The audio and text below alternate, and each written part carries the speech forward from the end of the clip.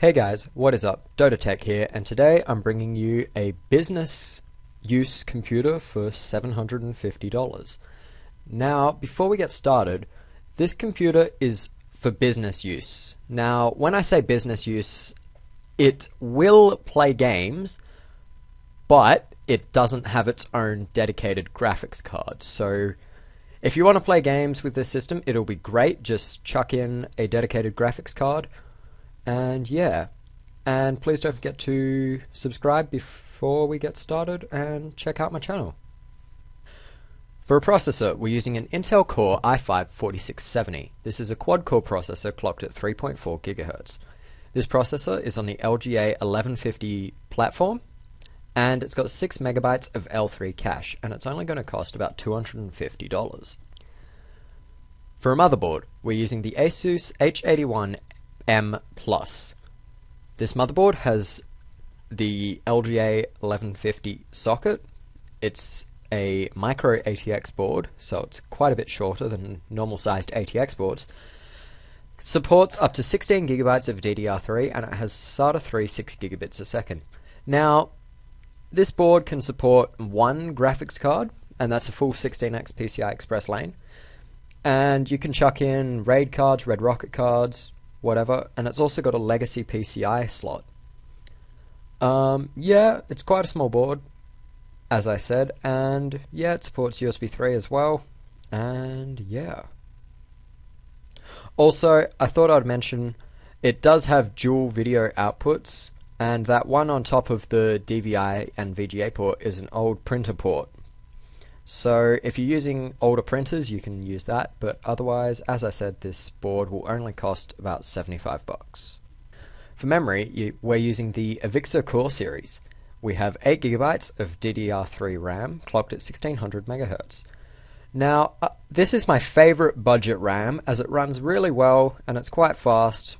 And yeah, it's okay.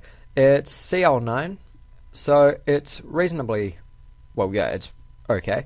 And it's got blue LEDs, and it's only going to cost about $99. For an SSD, we're using the Kingston SSD now. This is a 120 GB SSD, so on here you're going to be putting your operating system and all your core programs. And it's got a 450 megabits per second read and write, and 55,000 max input outputs per second. And it's quite cheap for an SSD. It's only $96, and yeah, we're not actually going with another hard drive. So if you wanted more storage, you could put in a Seagate Barracuda, and they come in sizes from 500 gigs all the way up to 4 terabytes. So if you wanted to put one of them in, you could, and that would give you more storage. Now, you don't need a DVD writer. But since we have a business system, businesses still use DVDs, so we got a basic Asus DVD writer. It's very cheap, it's only $23, but it writes CDs and DVDs, and it's reasonably fast. With a DVD writer, you don't have to plug it into SATA 3. You can plug it into original SATA 1 if you want, and it will still be about as fast as it's going to get. But yeah, it supports SATA 3, so yeah, it's only $23. We just threw it in because we could. To power the build, we're using an Antec TruePower Classic. This is a 550 watt power supply, and it's 80 plus gold certified.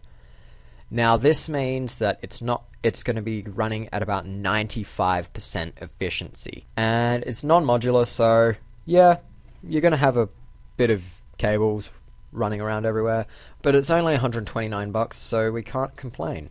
For a case, we're using the Fraxel Design Core 1000.